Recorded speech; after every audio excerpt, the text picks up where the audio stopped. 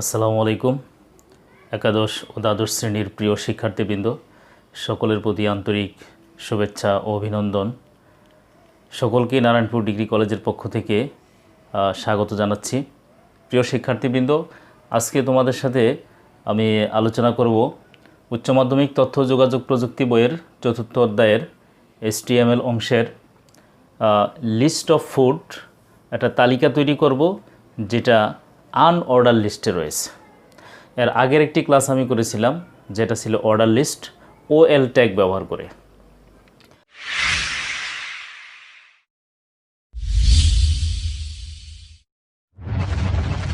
তো আজকে এখানে আমি UL ট্যাগ ব্যবহার করে এই তালিকাটি, এখানে একটি উদ্দীপক দেয়া আছে লিস্ট অফ ফুড, এটার নিচে আন্ডারলাইন করা আছে, এই লেখাটাকে বোল্ড করা হবে এবং এইখানে তিনটা খাদ্যের নাম স্টার চিহ্ন দিয়ে করা আছে, দুটো খাদ্যের নাম করা আছে সার্কল বা বৃত্ত চিহ্ন দিয়ে। প্রিয় শিক্ষার্থীবৃন্দ, এই কাজগুলো করার জন্য আমরা যে ট্যাগ ব্যবহার করব সেটা এখানে আমি দেখাবো। তো এই ট্যাগের ব্যবহারগুলো বা ট্যাগগুলো কী ধরনের ট্যাগ সেটা আমার ট্যাগ সংক্রান্ত একটা ক্লাস রয়েছে, সেখানে বিস্তারিত রয়েছে।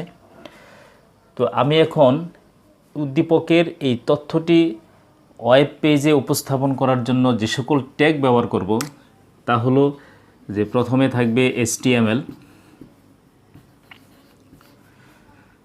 তারপরে বডি থাকবে, এখানে এই লিস্ট অফ ফুড, এটা এই লেখাগুলোর উপরে উঠানোর জন্য আমি একটা প্যারাগ্রাফ ব্যবহার করব, P ট্যাগ ব্যবহার করব, তারপরে ব্যবহার করব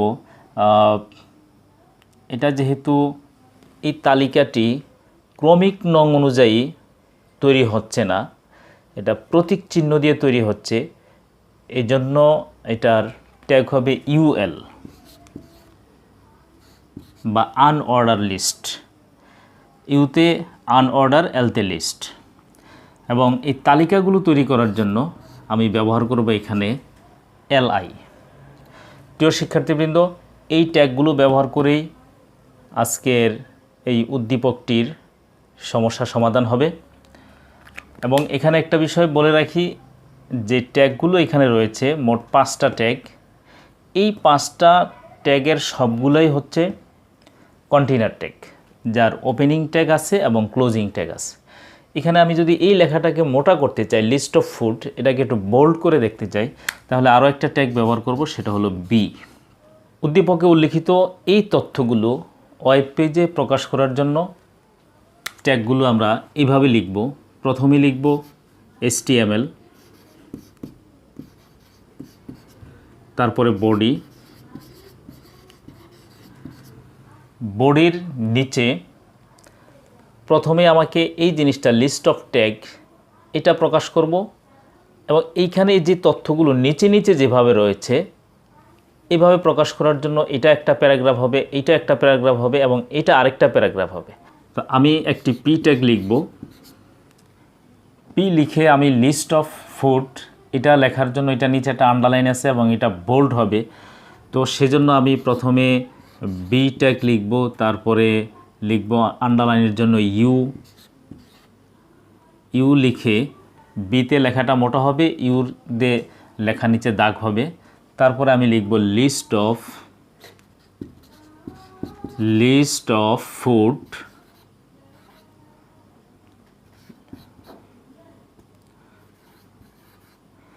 লিস্ট অফ ফুড। এটা লেখার পরে আমাকে শেষের দিক থেকে ট্যাগগুলো ক্লোজ করে আসতে হবে, অর্থাৎ U আগে ক্লোজ হবে,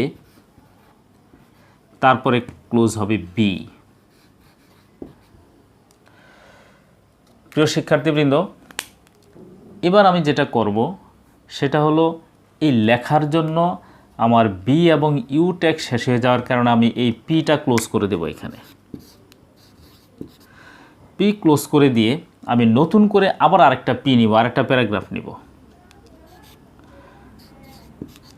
আরেকটা প্যারাগ্রাফ নিয়ে আমি এবার এই যে এখানে স্টার চিহ্ন রয়েছে, অর্থাৎ এটা আনঅর্ডার লিস্ট, এখানে এই তথ্যগুলো যেহেতু প্রতীক চিহ্ন দিয়ে প্রকাশ করা হয়েছে, অর্থাৎ ধারাবাহিকভাবে প্রকাশিত হয়নি, আমাকে যদি স্টার চিহ্ন দিয়ে 50টি তথ্যের তালিকা, 50টি খাদ্যের নাম এখানে দেয়া হয়, আমাকে যদি বলা হয় 29 নম্বর খাদ্যের নাম কি, তাহলে আমি প্রথম থেকে গুণে বলতে হবে, দেখেই বলতে পারবো না। যদি সেটা অর্ডার লিস্ট অনুযায়ী হতো, 1 2 3 দিয়ে হতো, তাহলে 29 নাম্বার দেখেই আমি খাবারের নাম বলে দিতে পারতাম।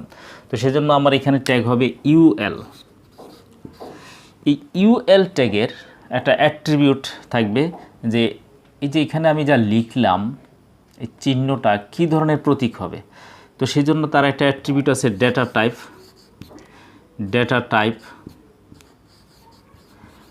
ডেটা টাইপ হলো অ্যাট্রিবিউট। অ্যাট্রিবিউটের পরে আমরা জানি সবসময় ইকুয়াল চিহ্ন বসে, তার ভ্যালু ডাবল কোটেশনের ভিতরে বসে। এটা হচ্ছে একটা স্টার চিহ্ন, আমি এখানে স্টার লিখে দিলাম, দিয়ে আমি এটা এখানে এটা ওপেনিং ট্যাগটা এখানে অ্যাঙ্গেল ব্র্যাকেট শেষ করে দিলাম। তারপরে আমি লিখব এলআই, অর্থাৎ লিস্ট। এই তালিকার জন্য আমি এলআই বা লিস্ট ট্যাগ ব্যবহার করব। এলআই ট্যাগ ব্যবহার করে প্রথমে লিখব রাইস। এই এলআই এখানে আমি ক্লোজ করে দিব। তারপরে আমি লিখব আবার এলআই লিখে লিখব ডাল, এলআই ক্লোজ করে দিব। তারপরে লিখব আমি ইক,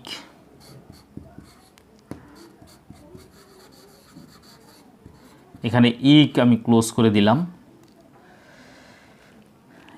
এবার আমি এই যে ইউএলটা, এটা আমি এই 3টা খাবারের নাম স্টার চিহ্ন দিয়ে রয়েছে, এই 3টা আমি আলাদা রাখবো, ওই 2টা আলাদা রাখবো। তো সেজন্য আমি ইউএলটা এখানে ক্লোজ করে দেব। এখানে একটা জিনিস আমি বলে রাখি, যেটা আমি আগেও বলেছিলাম, কোনো ডকুমেন্টের ট্যাগের ব্যাপ্তি যেটার যত বড়, সেটা তত পরে গিয়ে ক্লোজ হয়, যেটার ব্যাপ্তি যত ছোট সেটা তত দ্রুতই ক্লোজ হয়ে যায়। যেমন রাইস থেকে ইক পর্যন্ত এই 3টা খাবারের নাম স্টার চিহ্ন দিয়ে প্রকাশ হবে। তাহলে 3টা খাবারের শুরুতে ইউএল বা আনঅর্ডার থাকবে, এবং 3টা খাবারের শেষে ইউএল বা আনঅর্ডার লিস্ট থাকবে। অর্থাৎ এই 3টা খাবারের নাম স্টার চিহ্ন দিয়ে আনঅর্ডার লিস্ট অনুযায়ী প্রকাশিত হবে। কিন্তু আবার এলআই এখানে ওপেন হয়ে এখানেই ক্লোজ হয়ে গেছে, কারণ রাইস একটা তালিকা, একটা খাবারের নাম, একটা তথ্য, এটা এখানে লেখার পরে এটা শেষ।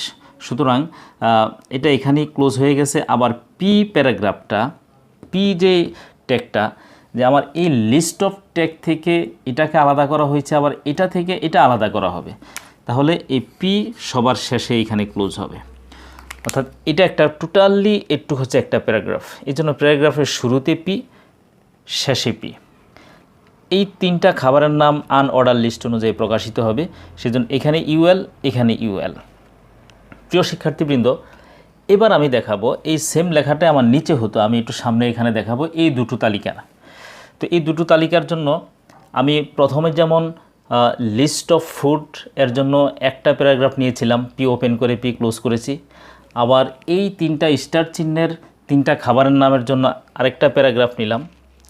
এবার আমি ব্যানানা এবং ম্যাঙ্গো এই 2টা ফলের নামের জন্য আমি আবার আরেকটা প্যারাগ্রাফ ওপেন করব। এখানে পি ওপেন করলাম, পি ওপেন করে আমি আবার এখানে ইউএল এই ট্যাগটা নিব, কারণ এটা সার্কল বা বৃত্ত দ্বারা এই ফলের নামগুলো লেখা হয়েছে। তো ইউএল লিখে আমি এখানে ব্র্যাকেট ক্লোজ করব না, আমি লিখব ডেটা টাইপ।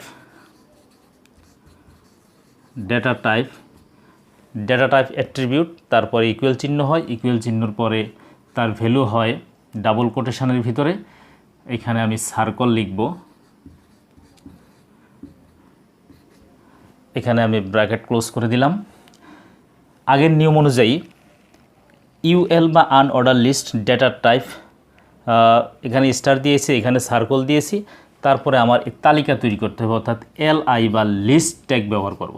লিস্ট ট্যাগ ব্যবহার করে প্রথমে লিখব ব্যানানা লিখে আমি এলআই ক্লোজ করে দিলাম, কারণ ব্যানানার লেখা এতটুকুই শেষ। তারপরে আবার আমি লিখলাম এলআই ওপেন করে লিখব ম্যাঙ্গো, ম্যাঙ্গো লিখে আমি এলআই ক্লোজ করে দিলাম। এখন আমার এই দুটো আনঅর্ডার লিস্ট অর্থাৎ প্রতীক চিহ্ন দ্বারা ধারাবাহিক ক্রমিক নং দ্বারা লেখা হয়নি, প্রতীক চিহ্ন দ্বারাই দুটো ফলের নাম লেখা শেষ হয়ে যাওয়ার কারণে আমি ইউএল ক্লোজ করে দেব, যেহেতু এটা কন্টেইনার ট্যাগ। তারপর আমি পি ক্লোজ করব। প্রিয় শিক্ষার্থীবৃন্দ, এখানে যে জিনিসটি আমি এবার বলবো সেটা হচ্ছে এই ইউএল আনঅর্ডার লিস্ট এর ডেটা টাইপ হবে স্টার। এই প্রতীক চিহ্নটা আমি এখানে চিহ্নিত করে দিয়েছি। প্রত্যেকটা খাবারের নামের আগে কিন্তু আমি স্টার চিহ্ন এইভাবে দেই নাই। এইখানে যেহেতু ডেটা টাইপ কি হবে তা আমি ট্যাগের মাধ্যমে কম্পিউটারকে বলে দিয়েছি, সেজন্য প্রত্যেকটা খাবারের নামের আগে আউটপুট হিসাবে এভাবে দেখানো হবে। এখানে দেখাবে স্টার, এখানে দেখাবে বৃত্ত বা সার্কল। তো আমার উদ্দীপকের প্রশ্ন অনুযায়ী ট্যাগগুলো লেখা শেষ হয়ে যাওয়ার কারণে আমি HTML এবং বডি এটা এখানে ক্লোজ করে দেব। প্রথমে বডি ক্লোজ করব,